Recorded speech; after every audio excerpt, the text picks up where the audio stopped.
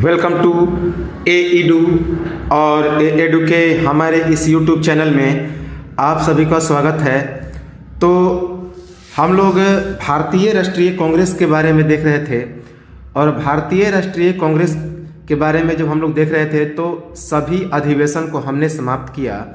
साथ ही साथ इसकी जो प्रारंभिक इतिहास है, स्थापना, ये सभी हम लोग देख चुके हैं। इसके बाद हम लोगों ने इसके संबंधी कुछ जो उदारवादी थे, जिसे हम लोग नरमपंथी कहते थे, गर्मपंथी को देखा। और अब हम लोग देख रहे हैं इनके संबंधी कुछ आंदोलन, जो महत्वपूर्ण घटनाएं हुई हैं, तो उन्हें हम लोग देखेंगे। तो सबसे पहले हम लोग देखते हैं बंगाल विभाजन के बारे में। बंगाल विभाजन के बारे में तो बंगाल का विभाजन बेहद इम्पोर्टेंट है। सबसे पहले कब हुआ? 1905 में। तो यही पूछा जाता है कि बंगाल का विभाजन कब हुआ? 1905 में। बंगाल जो था ब्रिटिश साम्राज्य के सबसे बड़े प्रांतों में से एक था, चाहे वो जनसंख्या के हिसाब से हो और चाहे वो क्षेत्रफल के हिसाब से हो। तो जनसंख्या और क्षेत्रफल के हिसाब से 1905 ईस्वी में जो बंगाल था, उस समय सबसे बड़ा भारत का राज्य था। कौन? बंगाल सबसे बड़ा केंद्र था। साथ ही साथ राष्ट्रवाद का भी सबसे बड़ा केंद्र था, अर्थात जो आंदोलन भारतीय राष्ट्रवाद की जो सबसे बड़ा केंद्र थी वह बंगाल ही था। तो बंगाल जो था ब्रिटिश साम्राज्य के सबसे बड़े प्रांतों में से एक था और क्षेत्रफल और जनसंख्या के दोनों के हिसाब से सबसे बड़ा था। साथ ही साथ राष्ट्रवाद का भी सबसे बड़ा केंद्र था। अब पूछा जाता है कि बंगाल का विभाजन किसने किया? तो लॉर्ड कर्जन ने। तो वेरी इंपॉर्टेंट है कि बंगाल का विभाजन कब किया गया? तो 20 जुलाई 1905 ईस्वी को। उस समय भारत का जो गवर्नर जनरल था वह कौन था? लॉर्ड कर्जन था। तो कई बार एग्जाम में यह पूछा गया है कि लॉर्ड किसने बंगाल का विभाजन किया? तो लॉर्ड कर्जन ने, जो कि 1905 ईस्वी में भारत का गवर्नर जनरल था। और 20 जुलाई 1905 को बंगाल का विभाजन किया गया। बंगाल के विभाजन का औपचारिक कारण था कि लॉर्ड कर्जन का मानना था कि बंगाल जो प्रांत था वह प्रशासनिक दृष्टिकोण से इतना बड़ा था कि एक ही प्रांतीय सरकार इसका प्रशासन सफलतापूर्वक नहीं चला सकता, अतः बंगाल का विभाजन अनिवार्य है। तो लॉर्ड कर्जन ने क्या कहा? लॉर्ड कर्जन ने बांटने के लिए, देश को बंटवारा करने के लिए एक चाल चला और एक बात कह दिया कि बंगाल इतना बड़ा क्षेत्र है कि औपचारिक दृष्टिकोण से यह इतना बड़ा क्षेत्र है कि प्रांतीय सरकार को चलाना, एक ही प्रांतीय सरकार को चलाना इसे संभव नहीं है। इसीलिए इसे कई भागों में बांट दिया जाए ताकि अलग अलग प्रांतीय सरकार इसे आसानी से चला सके। तो बंगाल का विभाजन का औपचारिक कारण था कि लॉर्ड कर्जन का मानना था कि बंगाल जो प्रांत है वह प्रशासनिक दृष्टिकोण से इतना बड़ा है कि एक ही प्रांतीय सरकार इसका प्रशासन सफलतापूर्वक नहीं चला सकता, अतः बंगाल का विभाजन अनिवार्य है। बंगाल के विभाजन का लेकिन वास्तविक कारण क्या था?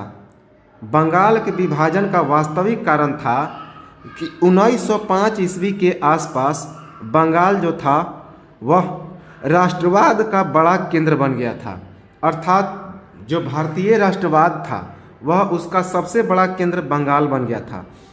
और हिंदू मुस्लिम एकता भी देखने के लायक थे और लॉर्ड कर्जन का यही सबसे बड़ा उद्देश्य था, फूट डालो और राज करो, अर्थात हिंदू मुस्लिम एकता को समाप्त करना। अतः यह जो राष्ट्रवाद था ब्रिटिश साम्राज्य के लिए खतरनाक हो सकता था और इसी कारण 1905 ईस्वी में बंगाल का विभाजन किया गया। तो चूंकि उस समय हिंदू और मुस्लिम एकता चरमोत्कर्ष पर थी बंगाल में, तो यह प्रांत जो अंग्रेजी सरकार थी उसके लिए एक खतरे की घंटी थी। तो इसी कारण लॉर्ड कर्जन ने एक चाल चला और इसी कारण बंगाल के विभाजन का उसने बंगाल के विभाजन की घोषणा की। तो याद रखेंगे कि बंगाल के विभाजन का वास्तविक कारण था कि 1905 ईस्वी के आसपास बंगाल राष्ट्रवाद का सबसे बड़ा केंद्र था और हिंदू मुस्लिम एकता देखने के लायक थी। अतः यह राष्ट्रवाद ब्रिटिश साम्राज्य के लिए खतरनाक हो सकता था। इसी कारण 1905 ईस्वी में बंगाल का विभाजन किया गया। बंगाल को दो भागों में बांट दिया गया, एक पूर्वी बंगाल में और एक पश्चिमी बंगाल में, जिसमें ब्रिटिश क्राउन पश्चिम बंगाल के हिंदुओं को खुश करने के लिए ब्रिटिश सरकार को प्रेरित किया, क्योंकि पश्चिम बंगाल हिंदू बाहुल्य क्षेत्र था। जो बंगाल को दो भागों में बांटा गया लॉर्ड कर्जन के द्वारा, एक पूर्वी बंगाल में और एक पश्चिमी बंगाल में, जिसमें ब्रिटिश क्राउन जो थी वह पश्चिम बंगाल के हिंदुओं को खुश करने के लिए ब्रिटिश सरकार को प्रेरित किया, क्योंकि पश्चिम बंगाल हिंदू बाहुल्य क्षेत्र था और पूर्वी बंगाल मुस्लिम बाहुल्य क्षेत्र था। जो वर्तमान का जो बांग्लादेश का इलाका है पूर्वी बंगाल पूरी तरह से मुस्लिम बाहुल्य क्षेत्र है। अतः वहाँ मुसलमानों को खुश करने के लिए और ज़्यादा न्यायिक और प्रशासनिक तथा राजनीतिक लाभ मिले, तो इस कारण पूर्वी बंगाल को क्या कर दिया, तो मुसलमानों को खुश करने के लिए क्या कर दिया, बांट दिया। पूर्वी बंगाल की राजधानी बनाया ढाका और पश्चिम बंगाल की राजधानी बनाया कोलकाता। सबसे ज़्यादा प्रश्रय दिया पूर्वी बंगाल को, अर्थात मुसलमानों को न्यायिक, प्रशासनिक और राजनीतिक लाभ बहुत ज़्यादा दिया। किसने, तो लॉर्ड कर्जन ने। यह सूचना किसके द्वारा मिली थी, तो ब्रिटेन से ही ब्रिटिश क्राउन ने दी थी कि ऐसा कीजिए, आप बांट दीजिए और लाभ दीजिए ऐसा जो मुसलमान बाहुल्य क्षेत्र है वहाँ पे उन्हें राजनीतिक, प्रशासनिक और न्यायिक लाभ ज़्यादा दीजिए, ताकि हिंदुओं को वहाँ दिक्कत हो जाए जो मुस्लिम बाहुल्य क्षेत्र हैं। और जो हिंदू बाहुल्य क्षेत्र हैं अर्थात पश्चिम बंगाल, तो वहाँ पे क्या कीजिए कि हिंदुओं को खुश कीजिए। तो इस प्रकार हिंदू और मुसलमान में लड़ाने का पूरे तरह से बंदोबस्त कर लिया था लॉर्ड कर्जन ने। इस और पूर्वी बंगाल की राजधानी किसे बनाया, ढाका, और पश्चिम बंगाल की राजधानी कलकत्ता को बना दिया। इस विभाजन में हिंदू मुसलमान के साथ साथ इस प्रकार विभाजन किया गया कि जो विभाजित बंगाल में बंगाली भाषा अल्पसंख्यक हो गए। इस प्रकार विभाजन किया गया कि जो बंगाल था वह बंगाल में जो बंगाली भाषी थे वे अल्पसंख्यक हो गए, अर्थात उनकी संख्या बहुत ही कम हो गई। हिंदू मुसलमान की एकता को तोड़ना और सांप्रदायिकता को बढ़ावा देना इस विभाजन का सबसे बड़ा उद्देश्य था। तो यह पूछा जाता है कि बंगाल विभाजन क्यों किया गया, तो हिंदू मुसलमान को तोड़कर भारतीय एकता को विनाश करना। तो हिंदू मुसलमान की एकता को तोड़ना और सांप्रदायिकता को बढ़ावा देना इस विभाजन का मूल उद्देश्य था। तो बंगाल विभाजन के बारे में क्या क्या पूछा जाता है कि बंगाल का विभाजन कहाँ पे किया गया, कलकत्ता में। और बंगाल का विभाजन कब किया गया, तो 20 जुलाई 1905 ईस्वी को।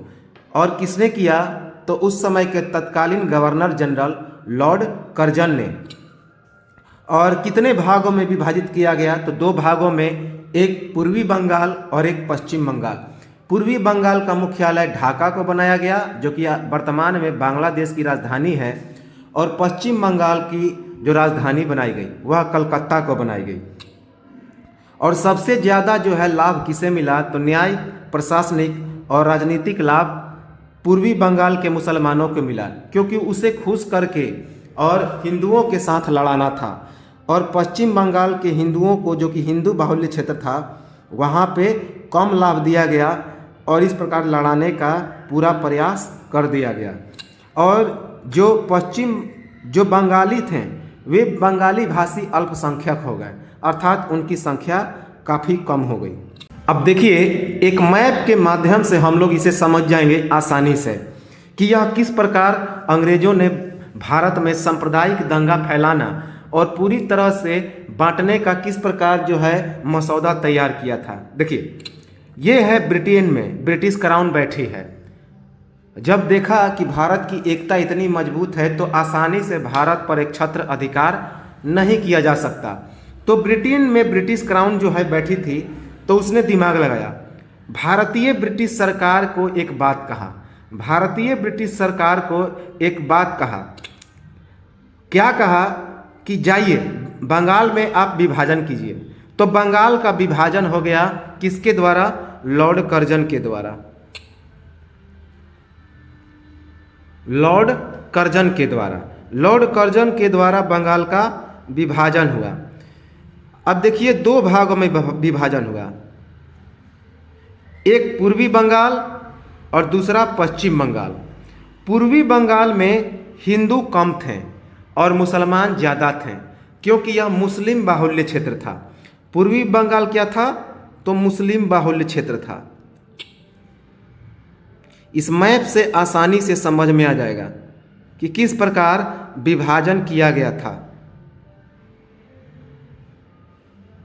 यह मुस्लिम बाहुल्य क्षेत्र था और पश्चिम बंगाल हिंदू बाहुल्य क्षेत्र था।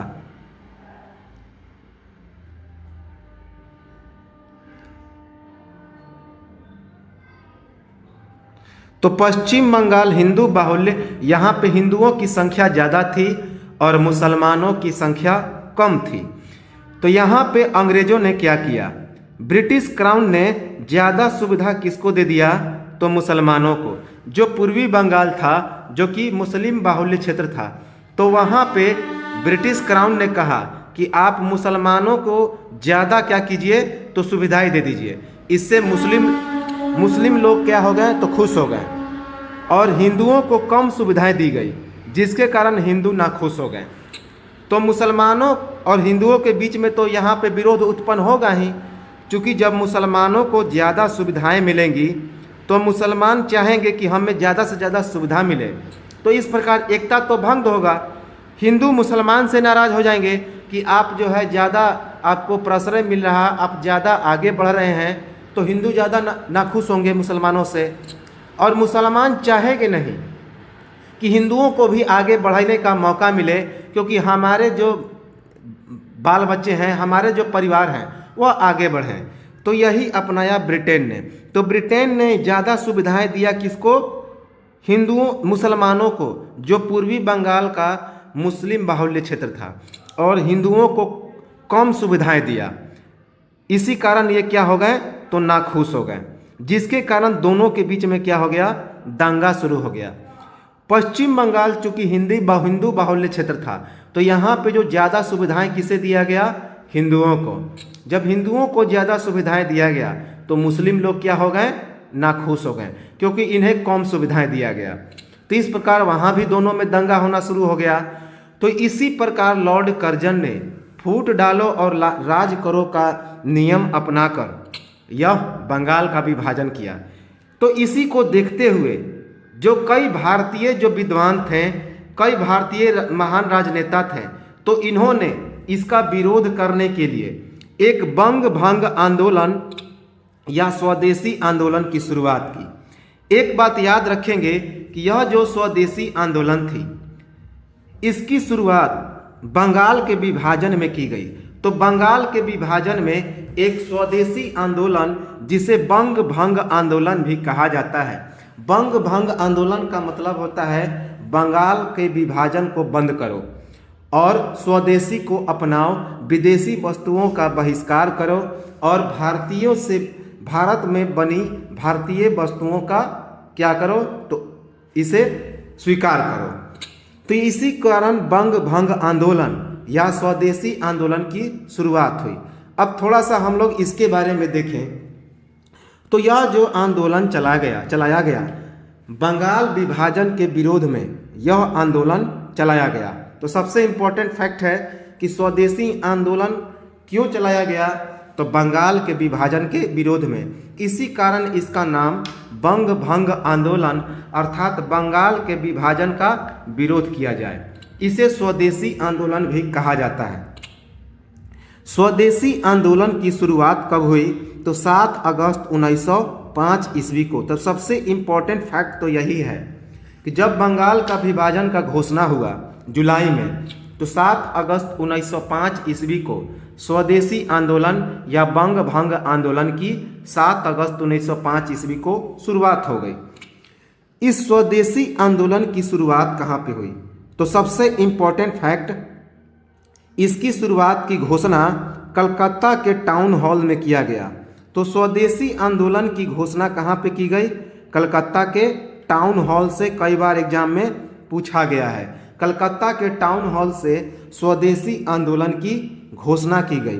अर्थात स्वदेशी आंदोलन या बंग भंग आंदोलन की जो शुरुआत हुई वह कलकत्ता के टाउन हॉल से। और किसने किया? तो कृष्ण कुमार मिश्र, सुरेंद्र नाथ बैनर्जी और आनंद मोहन बोस ने।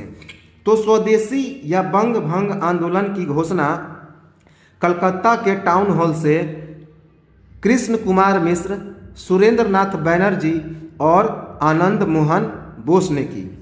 कब? 16 अक्टूबर 1905 ईस्वी को।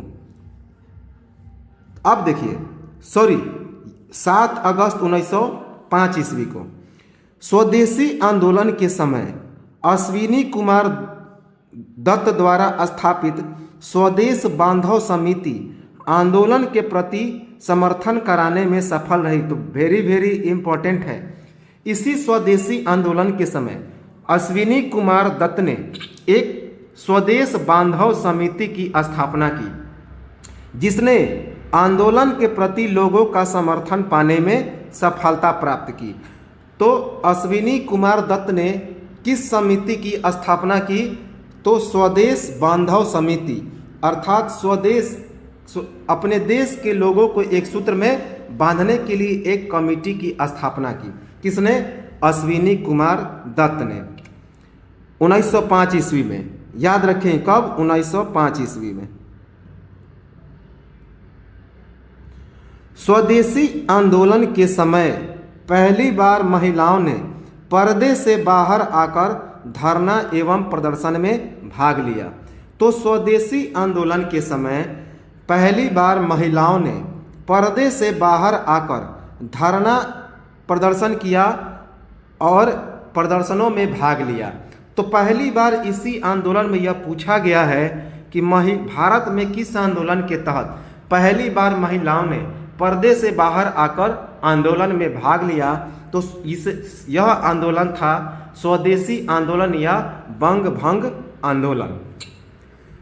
एक बात याद रखेंगे कि स्वदेशी आंदोलन में किसानों और मुसलमानों ने भाग नहीं लिया। Very important. तो अभी हमने क्या बताया कि चूंकि पूर्वी बंगाल में किसान जो मुसलमान थे उन्हें बहुत सारी सुविधाएं दे दिया, इसी कारण चूंकि मुसलमानों को ही अलग करने के लिए तो यह आंदोलन किया गया था कि मुसलमान खुश हो जाएं और बंगाल में एक दूसरे हिंदुओं से क्या करने लगे? तो विरोध करने लगे। तो इसी कारण मुसलमानों ने भाग नहीं लिया और किसानों ने भी भाग नहीं लिया। तो पूछा गया है, स्वदेशी आंदोलन के दौरान बाल गंगाधर तिलक, अश्विनी कुमार दत्त, कृष्ण कुमार मिश्र, ये सभी नेता जो हैं गिरफ्तार हो गए। तो स्वदेशी आंदोलन के दौरान बाल गंगाधर तिलक, अश्विनी कुमार दत्त, कृष्ण कुमार मिश्र आदि नेता क्या हो गए? तो गिरफ्तार हो गए। एक बात याद रखेंगे कि 16 अक्टूबर 1905 ईस्वी को बंगाल विभाजन के विरोध में पूरे बंगाल में शोक दिवस मनाया गया और जो बंगाल विभाजन प्रभावी हुआ था वह 16 अक्टूबर 1905 ईस्वी को। तो बंगाल विभाजन कब से प्रभावी हुआ? तो 16 अक्टूबर 1905 को। और 16 अक्टूबर 1905 के दिन ही, बंगाल विभाजन के दिन ही पूरे बंगाल में शोक दिवस मनाया गया था। ऐसा लगा जैसे कोई बहुत बड़ा आपदा आ गया हो। इसी कारण 16 अक्टूबर 1905 को, जिस दिन बंगाल विभाजन प्रभावी हुआ, तो उसी दिन से पूरे बंगाल में शोक दिवस मनाया गया। बंगाल विभाजन के विरोध में कलकत्ता के टाउन हॉल में स्वदेशी आंदोलन के साथ साथ बहिष्कार आंदोलन की भी घोषणा हो गई। तो बंगाल विभाजन के विरोध में कलकत्ता के जो टाउन हॉल में जो 7 अगस्त 1905 ईस्वी को स्वदेशी आंदोलन या बंग भंग आंदोलन की घोषणा हुई, तो उसी में बहिष्कार आंदोलन की भी घोषणा हुई। तो बहुत इंपॉर्टेंट है, बहिष्कार का मतलब होता है कि अंग्रेजी वस्तुओं, अंग्रेजी जितने सारे चीज़ें हैं उनका बहिष्कार कीजिए और स्वदेशी को अपनाइए। इसी आंदोलन के दौरान आत्मनिर्भरता के लिए राष्ट्रीय शिक्षा पर बल दिया गया। तो अर्थात अपने आप से आत्मनिर्भर होके भारत के द्वारा प्राप्त किए गए शिक्षा पर बल दिया गया, अर्थात विदेशी शिक्षा का बहिष्कार कीजिए और राष्ट्रीय शिक्षा या फिर भारतीय शिक्षा को अपनाइए।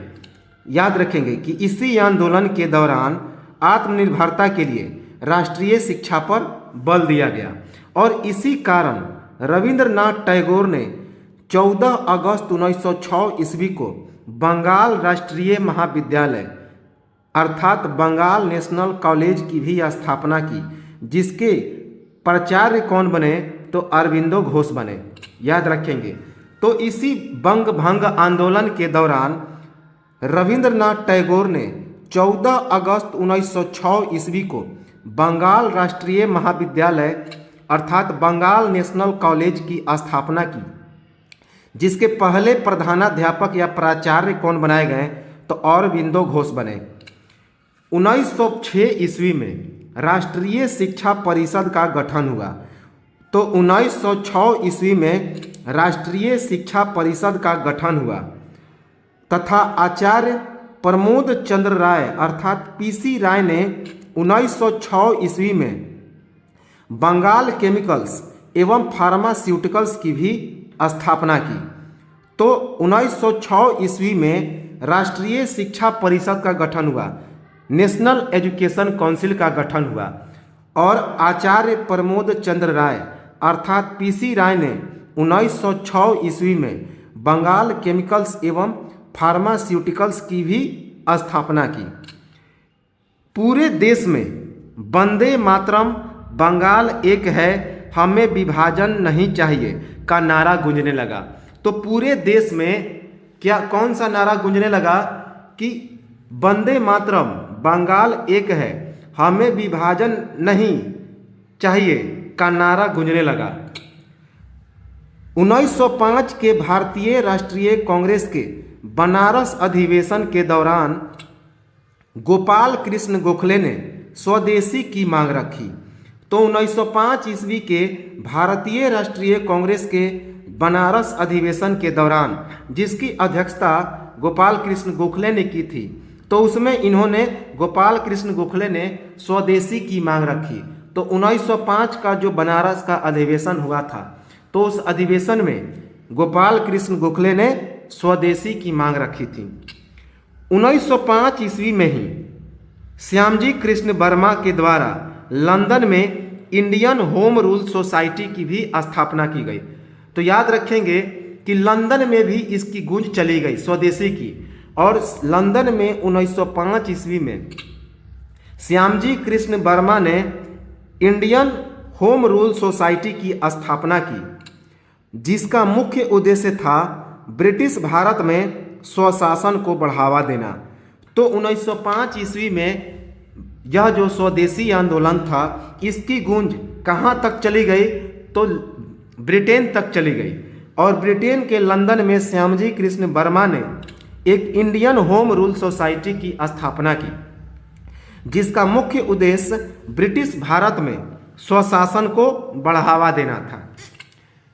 इसके बाद स्वदेशी आंदोलन का अगर पूछा जाए, काफ़ी इम्पोर्टेंट है कि स्वदेशी आंदोलन का सबसे पहले विचार किसने प्रस्तुत किया? तो कृष्ण कुमार मिश्र ने। तो स्वदेशी आंदोलन का सर्वप्रथम विचार कृष्ण कुमार मिश्र ने अपनी पत्र संजीवनी में प्रस्तुत किया। याद रखेंगे कि स्वदेशी आंदोलन का सर्वप्रथम विचार किसने प्रस्तुत किया? तो कृष्ण कुमार मिश्र ने अपनी समाचार पत्र संजीवनी में प्रस्तुत किया। याद रखेंगे। तो ये तो था स्वदेशी आंदोलन या बंग भंग आंदोलन।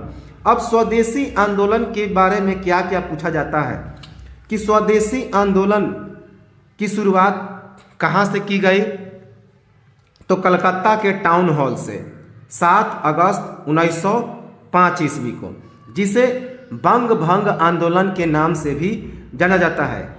यह स्वदेशी आंदोलन क्यों चलाया गया, तो बंगाल विभाजन के विरोध में, जो कि लॉर्ड कर्जन ने 1905 ईस्वी में किया था, जुलाई 1905 ईस्वी में। लेकिन एक महीने के बाद 7 अगस्त 1905 ईस्वी को कलकत्ता के टाउन हॉल में स्वदेशी आंदोलन की घोषणा की।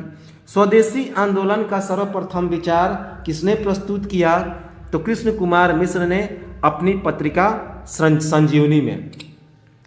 स्वदेशी या बंग भंग आंदोलन की शुरुआत किसने की, तो कलकत्ता के टाउन हॉल से कृष्ण कुमार मिश्र, सुरेंद्र नाथ बैनर्जी और आनंद मोहन बोस ने। इसी आंदोलन के दौरान एक समिति की घोषणा हुई जिसका नाम क्या था, स्वदेश बांधव समिति। और किसके द्वारा इसकी स्थापना की गई, तो अश्विनी कुमार दत्त के द्वारा। इसका मुख्य उद्देश्य था क्या, कि इसका मुख्य उद्देश्य था आंदोलन के प्रति लोगों का समर्थन पाना, और इसी कारण कई लोग आंदोलन में समर्थन दे दिए। इसमें पूछा जाता है कि किन किन लोगों ने भाग नहीं लिया, तो इस आंदोलन में मुसलमानों और किसानों ने भाग नहीं लिया। यह जो स्वदेशी आंदोलन था, इसी आंदोलन में पहली बार जो भारतीय महिलाएं हैं पर्दा से बाहर आकर धरना प्रदर्शन प्रारंभ की। कौन कौन लोगों को गिरफ्तार किया गया, तो बाल गंगाधर तिलक, अश्विनी कुमार दत्त, कृष्ण कुमार मिश्र, ये सभी नेता गिरफ्तार हुए। और इस आंदोलन में आत्मनिर्भरता के लिए राष्ट्रीय शिक्षा पर बल दिया गया। ऐसा हमने 1906 ईस्वी 1900 जो भारतीय राष्ट्रीय कांग्रेस का अधिवेशन हुआ है 1905 और 6, तो हमने इसे बताया भी है कि राष्ट्रीय शिक्षा, नेशनल एजुकेशन पर बल दिया गया था। और सबसे इम्पोर्टेंट है कि रविंद्रनाथ टैगोर ने 14 अगस्त 1906 ईस्वी को बंगाल राष्ट्रीय महाविद्यालय अर्थात बंगाल नेशनल कॉलेज की स्थापना की, जिसके प्राचार्य कौन बनाए गए, तो अरविंदो घोष बनाए गए।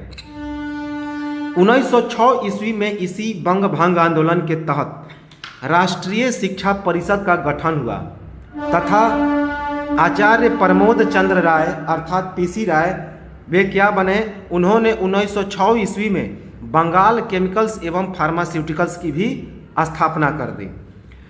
1905 के भारतीय राष्ट्रीय कांग्रेस के बनारस अधिवेशन के दौरान गोपाल कृष्ण गोखले ने स्वदेशी की मांग रखी थी, याद रखेंगे। और एक बात और पूछा जाता है कि 16 अक्टूबर 1905 ईस्वी को बंगाल विभाजन प्रभावी हुआ और इसी 16 अक्टूबर 1905 ईस्वी को पूरे बंगाल विभाजन के विरोध में शोक दिवस मनाया गया पूरे बंगाल में। और बंगाल विभाजन के विरोध में कलकत्ता के टाउन हॉल से जो स्वदेशी आंदोलन की घोषणा हुई, तो बहिष्कार आंदोलन की भी घोषणा हुई, अर्थात बहिष्कार आंदोलन, पूरे जो अंग्रेजी वस्तुएं हैं उनका बहिष्कार किया जाए। और एक नारा दिया गया, यह आया हुआ फैक्ट है कि बंग भंग आंदोलन के दौरान कौन सा नारा दिया गया, तो वंदे मातरम, बंगाल एक हैं, हमें विभाजन नहीं चाहिए। और 1905 ईस्वी में लंदन में किसने, श्यामजी कृष्ण वर्मा ने एक home rule Indian home rule society की स्थापना की, जिसका मुख्य उद्देश्य क्या था, तो ब्रिटिश भारत में स्वशासन को बढ़ावा देना। तो ये सभी चीज़ें पूछी जा सकती हैं और पूछी गई हैं, तो याद रखेंगे। अब आता है मुस्लिम लीग। इसी के कारण इसी आंदोलन में मुस्लिम लीग का भी आंदोलन चला। तो मुस्लिम लीग, भारतीय राष्ट्रीय कांग्रेस के दौरान मुस्लिम लीग का भी आंदोलन चला। तो मुस्लिम लीग काफ़ी इम्पोर्टेंट है। इसकी स्थापना कब हुई, तो 30 दिसंबर 1906 ईस्वी को। मुस्लिम लीग की स्थापना 30 दिसंबर 1906 ईस्वी को हुई। उस समय भारत के वायसराय कौन थे, तो काफ़ी इम्पोर्टेंट है, पूछा जाता है। तो उस समय भारत के वायसराय लॉर्ड मिंटो द्वितीय थे। लॉर्ड मिंटो द्वितीय थे 1906 ईस्वी में, याद रखेंगे। 1906 ईस्वी में मुस्लिम लीग की स्थापना हुई, कब, 30 दिसंबर 1906 ईस्वी को। और उस समय भारत के वायसराय लॉर्ड मिंटो द्वितीय थे। मुस्लिम लीग की स्थापना किसने की? तो ढाका के नवाब सलीमुल्लाह खां और उनके भाई आगा खां ने। कहाँ पे? ढाका में। तो मुस्लिम लीग की स्थापना सलीमुल्लाह खान जो कि ढाका के नवाब थे और उनके भाई आगा खान, दोनों भाइयों ने मिलकर ढाका में स्थापना की। इम्पोर्टेंट है। इसके अध्यक्ष कौन बने? तो वेरी वेरी इंपॉर्टेंट है, यह पूछा गया है। वकार उल मुल्क और मुश्ताक हुसैन। तो मुस्लिम लीग के अध्यक्ष कौन बने? दो लोगों को अध्यक्ष बनाया गया। एक का नाम था वकार उल मुल्क और दूसरे का नाम था मुश्ताक हुसैन। तो वकार उल मुल्क और मुश्ताक हुसैन को मुस्लिम लीग का अध्यक्ष बनाया गया। बंगाल के विभाजन में हिंदू मुस्लिम एकता को तोड़ने का प्रयास किया गया, जिससे राष्ट्रवाद की भावना में कमी आई तथा सांप्रदायिकता को बढ़ावा मिला, और इसी सांप्रदायिकता का परिणाम था कि मुस्लिम लीग की स्थापना हुई। तो बंगाल के विभाजन में हिंदू मुस्लिम एकता को तोड़ने का प्रयास किया गया था, क्योंकि मुस्लिमों को काफ़ी न्यायिक राजनीतिक सुविधाएं प्रदान की गई थी अंग्रेजों के द्वारा, तो इसी कारण वे काफ़ी मजबूत हो गए थे। तो बंगाल विभाजन में हिंदू मुस्लिम एकता को तोड़ने का प्रयास किया गया, जिससे राष्ट्रवाद की भावना में कमी आ गई तथा सांप्रदायिकता को बढ़ावा मिला, और इसी सांप्रदायिकता का परिणाम था कि मुस्लिम लीग की स्थापना हुई। याद रखेंगे। तो मुस्लिम लीग की स्थापना क्यों हुई? तो बंगाल विभाजन के द्वारा हिंदू मुस्लिम की एकता को तोड़ने का प्रयास करना और सांप्रदायिकता को बढ़ावा देना और राष्ट्रवाद की भावना को कम करना। मुस्लिम लीग के बनने के बाद 1907 ईस्वी में भारत का संविधान लगभग बनकर तैयार हो गया था, और 1908 ईस्वी में आगा खां ने अमृतसर में मुसलमानों के लिए पृथक निर्वाचन मंडल की मांग की, जिसने ब्रिटेन में 1909 के मोर्ले मिंटो सुधार अधिनियम में स्वीकार भी कर लिया गया, क्योंकि अंग्रेज मुसलमानों को क्या करना चाहते थे? खुश रखना चाहते थे। तो अंग्रेज को जो भी मांग देते थे, मुसलमान जो भी मांग देते थे, तो अंग्रेज उसे आसानी से स्वीकार कर लेते थे। तो मुस्लिम लीग बनने के बाद 1907 ईस्वी में भारत का संविधान लगभग बनकर तैयार हो गया था, और 1908 ईस्वी में आगा खां ने अमृतसर में मुसलमानों के लिए एक पृथक निर्वाचक मंडल अर्थात सेपरेट इलेक्टोरल कॉलोनिज्म की मांग की। सेपरेट इलेक्टोरल कॉलोनिज्म की मांग की, अर्थात निर्वाचन के लिए हमको एक अलग मंडल की ही दे दिया जाए, कि अर्थात मुसलमान का वोट केवल मुसलमान ही देंगे, वहाँ पे कोई दूसरा नहीं देगा। इसे ब्रिटेन मोर्ले मिंटो सुधार अधिनियम में स्वीकार भी कर लिया गया। तो सबसे इंपॉर्टेंट कि मोर्ले मिंटो सुधार अधिनियम कब किया गया? 1909 ईस्वी में। मोर्ले मिंटो उस समय कौन थे? तो भारत के गवर्नर जनरल थे। तो इसी कारण उन्होंने एक अधिनियम पारित किया जिसका नाम मोर्ले मिंटो सुधार अधिनियम था। इसमें मुसलमानों के लिए अलग निर्वाचक मंडल की स्थापना हो गई। मुस्लिम लीग का प्रमुख उद्देश्य क्या था? तो ब्रिटिश सरकार के प्रति मुसलमानों की निष्ठा को बढ़ाना था तथा मुस्लिमों की हितों की रक्षा करना था। तो मुस्लिम लीग का मुख्य उद्देश्य था ब्रिटिश सरकार के प्रति मुसलमानों की निष्ठा को बढ़ावा देना था, अर्थात ब्रिटिश सरकार के प्रति जो मुसलमान थे अपनी निष्ठा को दिखाना चाहते थे कि आपके प्रति हम निष्ठावान हैं और आप मुस्लिम हितों की रक्षा करते रहिए, हम आपके प्रति काफ़ी निष्ठावान हैं। तो मुस्लिम लीग का प्रमुख उद्देश्य क्या था? तो ब्रिटिश सरकार के प्रति मुसलमानों की निष्ठा को बढ़ाना था और मुस्लिमों की हितों की रक्षा करना था। 1908 ईस्वी में मुस्लिम लीग की एक शाखा लंदन में स्थापित की गई। तो 1908 ईस्वी में मुस्लिम लीग की एक शाखा कहाँ पे स्थापित की गई? लंदन में, जिसके अध्यक्ष अमीर अली बनाए गए। तो याद रखेंगे, इम्पोर्टेंट है कि 1908 ईस्वी में मुस्लिम लीग की एक शाखा कहाँ पे स्थापित की गई? तो लंदन में, जिसके अध्यक्ष कौन बने, तो अमीर अली को बनाया गया। तो चलिए मुस्लिम लीग के बारे में क्या क्या पूछा जा सकता है कि सबसे पहले इसकी स्थापना कब हुई, 30 दिसंबर 1906 ईस्वी को। इसकी स्थापना के समय भारत का वायसराय कौन था, तो लॉर्ड मिंटो द्वितीय। और इसकी स्थापना किसने की, तो ढाका के नवाब सलीमुल्लाह खां और उसके भाई आगा खां ने की। कहाँ पे, ढाका में। इसके अध्यक्ष किसे बनाया गया, तो वकार उल मुल्क और मुश्ताक हुसैन को। तो वकार उल मुल्क और मुश्ताक हुसैन को मुस्लिम लीग का अध्यक्ष बनाया गया। इसका मुख्य उद्देश्य क्या था, तो इसका मुख्य उद्देश्य था ब्रिटिश सरकार के प्रति मुसलमानों की निष्ठा को बढ़ावा देना और मुस्लिमों की हितों की रक्षा करना। 1907 ईस्वी में जो संविधान लगभग बनकर तैयार हो गया था, तो 1908 ईस्वी में अमृतसर में मुसलमानों के लिए एक पृथक निर्वाचक मंडल की मांग रखी गई। सेपरेट इलेक्टोरल कॉलोनिज्म की मांग रखी गई, जिसे ब्रिटेन ने 1909 ईस्वी के मोर्ले मिंटो सुधार अधिनियम में क्या कर लिया, तो स्वीकार कर लिया।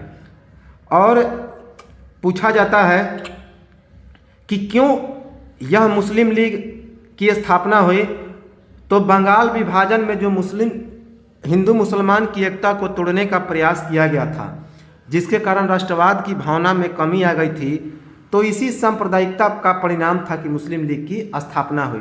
मुसलमान काफ़ी खुश हो गए थे। तो ये तो था मुस्लिम लीग। अब हम लोग आते हैं होम रूल लीग पर। Home rule league, home rule league काफ़ी इम्पोर्टेंट है। इसकी स्थापना सितंबर 1916 में हुई, इम्पोर्टेंट है। तो होम रूल लीग की स्थापना सितंबर 1916 में हुई थी। दो होम रूल लीग की स्थापना हुई थी। एक का नाम था महाराष्ट्र होम रूल लीग आंदोलन और दूसरे का नाम था मद्रास होम रूल लीग आंदोलन। महाराष्ट्र वाला जो होम रूल लीग आंदोलन था, उसकी स्थापना किसने की थी, तो बाल गंगाधर तिलक ने, जबकि मद्रास वाली किसने स्थापना की थी, तो एनी बेसेंट ने। तो होम रूल लीग की स्थापना सितंबर 1916 में हुई थी। होम रूल लीग का मुख्य उद्देश्य क्या था कि ब्रिटिश साम्राज्य के अधीन रहते हुए संवैधानिक तरीके से स्वशासन को प्राप्त करना। तो होम रूल लीग का मुख्य उद्देश्य था ब्रिटिश साम्राज्य के अधीन रहते हुए संवैधानिक तरीके से स्वशासन। ब्रिटिश सरकार के विरुद्ध इस आंदोलन का प्रारंभ किसने किया, तो दो लोगों ने किया। अभी हमने बताया, बाल गंगाधर तिलक ने और एनी बेसेंट ने। तो ब्रिटिश सरकार के विरुद्ध इस आंदोलन की शुरुआत किसने की, तो बाल गंगाधर तिलक ने और एनी बेसेंट ने। 20वीं सदी के आरंभिक दशक में आयरलैंड के लोगों ने अपने देश की स्वाधीनता के लिए एक आंदोलन चलाया था, जिसे होम रूल लीग आंदोलन कहा जाता था। उसी के तर्ज पर भारत में भी होम रूल लीग आंदोलन की शुरुआत हुई। तो 20वीं सदी के आरंभिक दशक में आयरलैंड के लोगों ने अपने देश की स्वाधीनता के लिए एक आंदोलन चलाया था, जिसे होम रूल लीग आंदोलन कहा जाता है। उसी के तर्ज पर भारत में भी होम रूल लीग आंदोलन की शुरुआत हुई।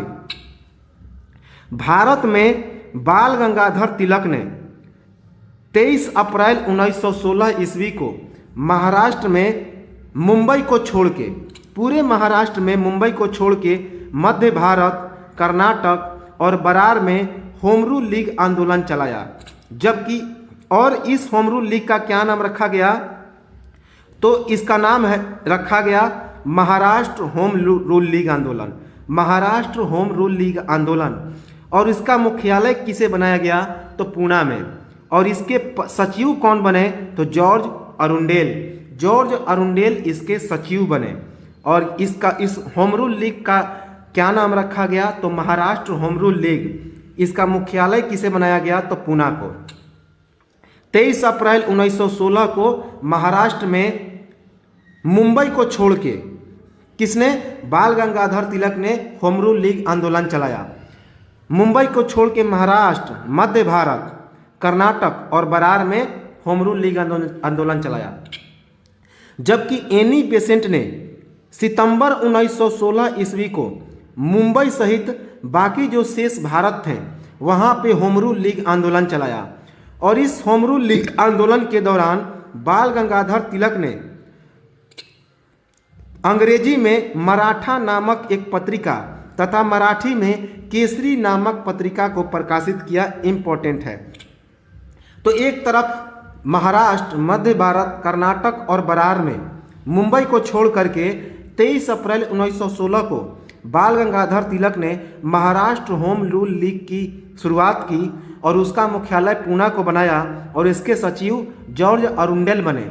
तो दूसरी तरफ सितंबर 1916 ईस्वी में मुंबई सहित शेष भारत में एनी बेसेंट ने मद्रास होम रूल लीग आंदोलन चलाया। कौन सा आंदोलन? मद्रास होम रूल लीग आंदोलन चलाया। और इसी होम रूल लीग आंदोलन के दौरान बाल गंगाधर तिलक ने अंग्रेजी में मराठा नामक एक पत्रिका की भी शुरुआत की और मराठी में केसरी नामक पत्रिका को भी प्रकाशित किया। तो कई बार पूछा गया है कि मराठा नामक पत्रिका की शुरुआत किसने की? तो बाल गंगाधर तिलक ने। किस भाषा में है? तो अंग्रेजी में। जबकि केसरी किस भाषा में है? तो मराठी में। याद रखेंगे। होम रूल लीग के आंदोलन के दौरान बाल गंगाधर तिलक के सहयोगी जोसेफ बेथिस्टा थे तथा बाल गंगाधर तिलक ने अपना मुख्यालय पुणे को बनाया। तो ये चीज़ हम लोग देख लिए हैं कि होम रूल लीग आंदोलन के दौरान बाल गंगाधर तिलक के सहयोगी कौन थे? तो जोसेफ बेथिस्टा थे। और मुख्यालय कहाँ बनाया? तो पुणे को। होम रूल लीग आंदोलन के दौरान एनी बेसेंट के सहयोगी कौन थे? तो बीपी वाडिया थे तथा एनी बेसेंट ने अपना मुख्यालय कहाँ बनाया था? मुंबई को बनाया था। इम्पोर्टेंट है, मुंबई को बनाया था। होम रूल लीग आंदोलन के दौरान एनी बेसेंट के सहयोगी थे बीपी वाडिया और एनी बेसेंट ने अपना मुख्यालय कहाँ बनाया था? तो मुंबई को। होम रूल लीग आंदोलन पूरी तरह से असफल रहा। तो होम रूल लीग आंदोलन पूरी तरह से क्या रहा? असफल रहा। होम रूल लीग आंदोलन के दौरान ब्रिटिश उपन्यासकार ने बाल गंगाधर तिलक को अपनी उपन्यास इंडिया अनरेस्ट में भारतीय अशांति का जनक कहा, जिसके विरोध में बाल गंगाधर तिलक के खिलाफ मानहानि का मुकदमा दायर करने के लिए बाल गंगाधर तिलक ने किसके खिलाफ? तो इस ब्रिटिश उपन्यासकार जिसका नाम था सिरोल, तो सिरोल के विरुद्ध मानहानि का मुकदमा करने के लिए लंदन चले गए और इस प्रकार बाल गंगाधर तिलक के द्वारा जो चलाया गया होम रूल लीग आंदोलन था वह समाप्त हो गया। तो वैलेंटाइन सिरोल के विरुद्ध इन्होंने मुकदमा किया था, क्योंकि ब्रिटिश उपन्यासकार कौन थे? तो वैलेंटाइन सिरोल।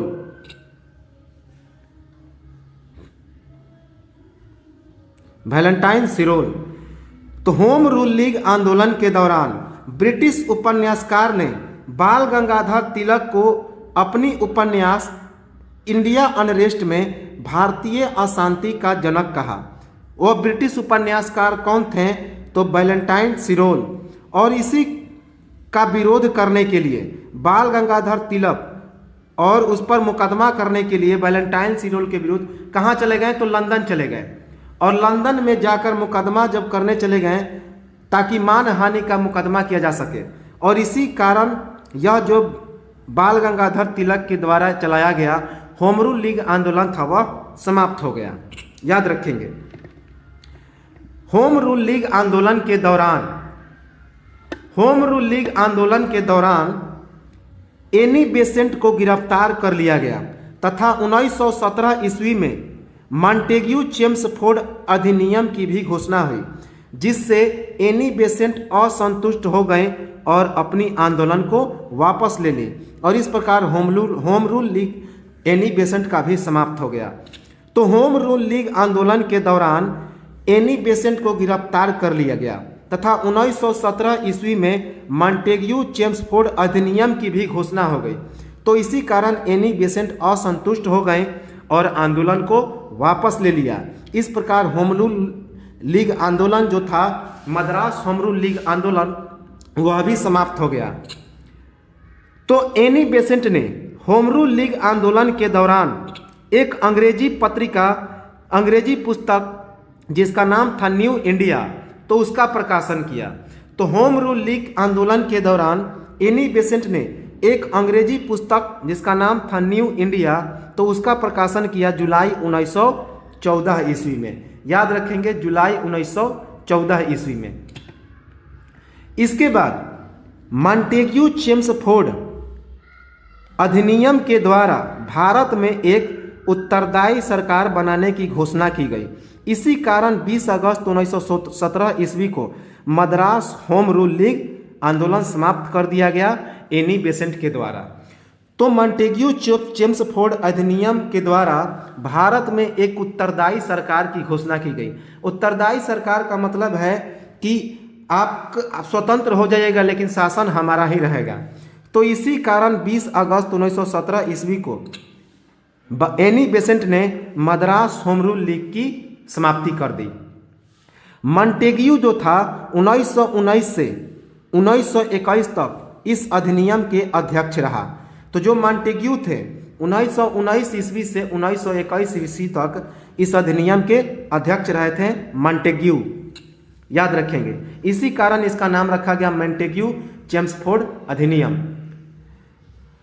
यद्यपि होम रूल लीग आंदोलन असफल रहा, फिर भी जनमानस के मन में स्वराज की भावना जागृत करने में सफल रहा, जिसके कारण 1947 में हम स्वतंत्रता प्राप्त कर स्वराज स्थापित करने में सफल रहे।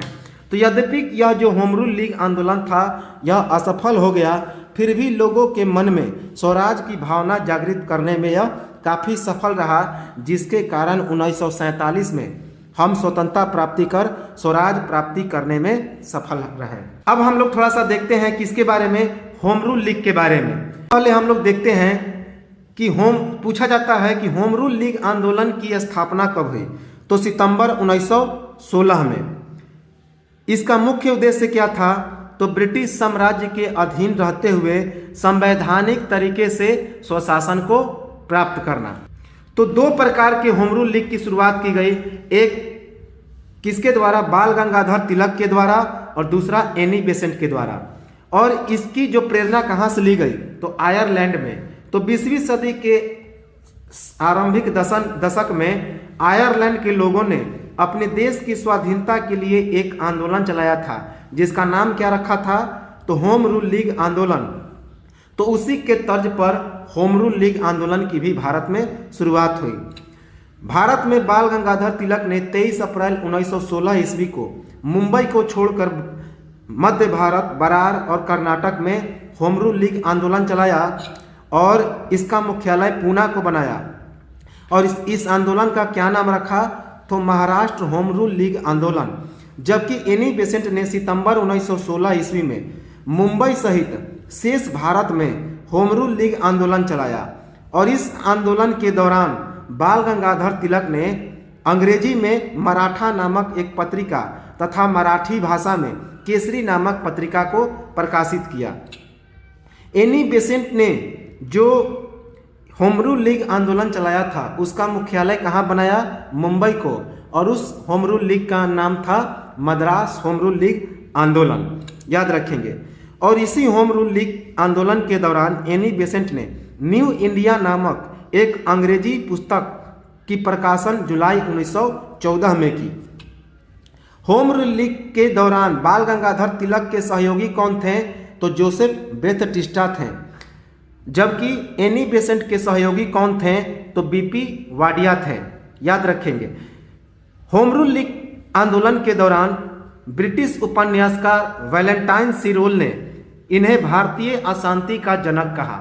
ब्रिटिश उपन्यासकार ने अपनी पुस्तक इंडिया अनरेस्ट अपनी उपन्यास इंडिया अनरेस्ट में बाल गंगाधर तिलक को भारतीय अशांति का जनक कहा, जिसके विरोध में बाल गंगाधर तिलक उस पर मानहानि का मुकदमा करने के लिए, वैलेंटाइन सिरोल पर मानहानि का मुकदमा करने के लिए ब्रिटेन चले गए। और यह होम रूल लीग आंदोलन जो बाल गंगाधर तिलक का समाप्त हो गया। और होम रूल लीग आंदोलन के दौरान मॉन्टेग्यू चेम्सफोर्ड अधिनियम पारित हुआ। मॉन्टेग्यू और चेम्सफोर्ड, तो मॉन्टेग्यू इसके अध्यक्ष था और चेम्सफोर्ड जो थे उस समय भारत के वायसराय थे। तो इन दोनों ने मिलकर यह अधिनियम को पारित किया, इसी कारण इसका नाम रखा गया मॉन्टेग्यू चेम्सफोर्ड अधिनियम। और मॉन्टेग्यू 1919 ईस्वी से लेकर 1921 ईस्वी तक इस अधिनियम के अध्यक्ष रहे। तो मॉन्टेग्यू चेम्सफोर्ड अधिनियम की घोषणा कब हो गई? तो 1917 ईस्वी में, याद रखेंगे। और स्थापना कब हुई? तो 1919 ईस्वी में। मॉन्टेग्यू चेम्सफोर्ड अधिनियम की स्थापना कब हुई? 1919, और घोषणा हुई 1917 को। तो इसी वजह से, चूंकि मॉन्टेग्यू चेम्सफोर्ड अधिनियम में क्या बताया गया कि भारत में एक उत्तरदायी सरकार बनाने की घोषणा हुई, इसी कारण 20 अगस्त 1917 को एनी बेसेंट ने मद्रास होम रूल लीग आंदोलन को वापस ले लिया, समाप्त कर दिया। यद्यपि यह जो होम रूल लीग आंदोलन था वह असफल रहा, फिर भी जनमानस के मन में स्वराज के प्रति भावना जागृत करने में काफ़ी सफल रहा। और इसी का परिणाम था कि 1947 ईस्वी में हम स्वतंत्रता प्राप्त कर स्वराज प्राप्ति करने में सफल रहे। अब हम लोग थोड़ा सा फैक्ट देखते हैं बाल गंगाधर तिलक के बारे में। सबसे पहले कि बाल गंगाधर तिलक के राजनीतिक गुरु कौन थे? तो दादा भाई नारोजी थे। बाल गंगाधर तिलक को भारत के बेताज बादशाह के नाम से जाना जाता है। 1896 ईस्वी में बाल गंगाधर तिलक ने महाराष्ट्र में कर न देने का आंदोलन चलाया, इसीलिए उन्हें जनता ने लोकमान्य की उपाधि दी। तो लोकमान्य बाल गंगाधर तिलक कहा जाता है। 1893 ईस्वी में बाल गंगाधर तिलक ने गणपति उत्सव की शुरुआत की।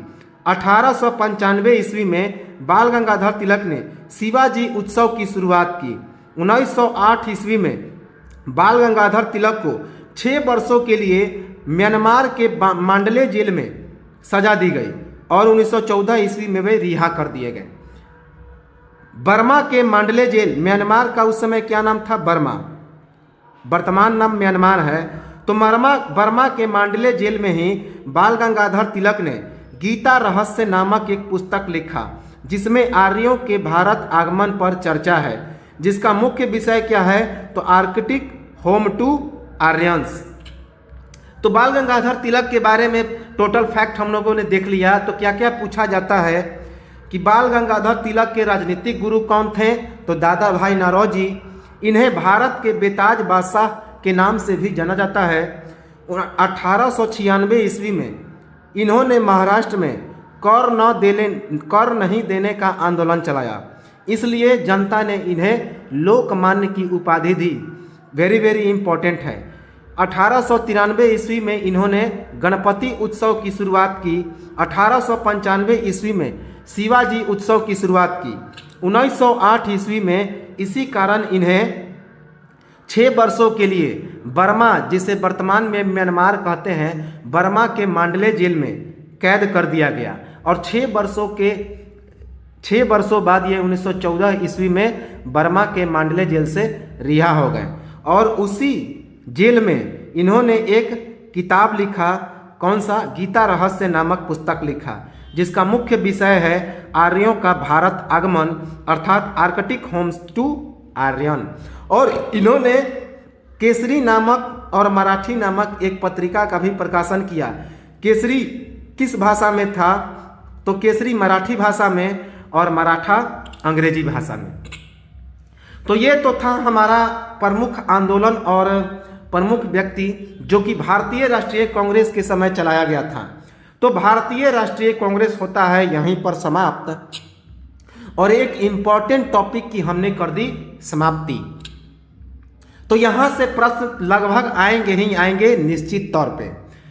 तो चलिए इसे बार बार सुनते रहें और लाइक सब्सक्राइब कमेंट करते रहें, और अन्य लोगों को भी इसमें जुड़ने की लिए प्रेरित करें। एक एक चीज़ हम लोग बारीकी से देखेंगे, कोई भी मॉडर्न हिस्ट्री ऑफ इंडिया में या कोई सब्जेक्ट में हम लोग नहीं छोड़ेंगे, एक एक चीज़ बारीकी से देखेंगे। तो चलिए मिलते हैं हम लोग अगले वीडियो में और चर्चा करेंगे क्रांतिकारी आंदोलन, क्रांतिकारी चरण और गांधीवादी चरण। तब तक नमस्कार, जय हिंद।